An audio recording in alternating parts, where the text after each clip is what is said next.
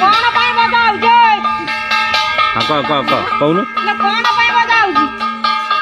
କଣ ପାଇଁ ବଜା ହଉଛି? କଣ ପାଇଁ ବଜା ହଉଛି? କଣ ପାଇଁ ବଜଉଛି?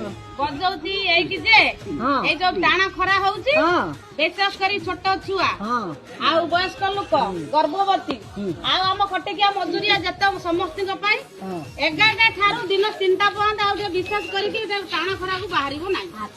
ବାହାରିବ ନାହିଁ ଯଦି ବିଶେଷ ତୁମର କାମ ପଇଲା, ଯଦି ଗଲ କୋଉଠି ଗୋଟେ କାମର ଗାଈଟେ ବାଞ୍ଚି କଣ କରୁଛି ଆଣିବାକୁ, ଚପଲ ପିନ୍ଧିବ, କଳା ଚଷମା ଦବ ଆଖିର, ସୂତା କପଡା ମୁଣ୍ଡରେ ପକେଇବ, ଆଉ ଛତା ଧରିବ, ପାଣି ବୋତଲଟା ଧରିବ, ଘରୁ ବାହାରିବ।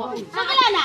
ହାଟ ବଜାରକୁ ଯାଇଥିବ 11ଟା ସୁଦ୍ଧା ଧରିକି ଯିବୁ, 11ଟା ସୁଦ୍ଧା ଫେରିବ ହେଲା। ପୁଣି ଦିନ 3ଟା ପରେ ବାହାରିବ।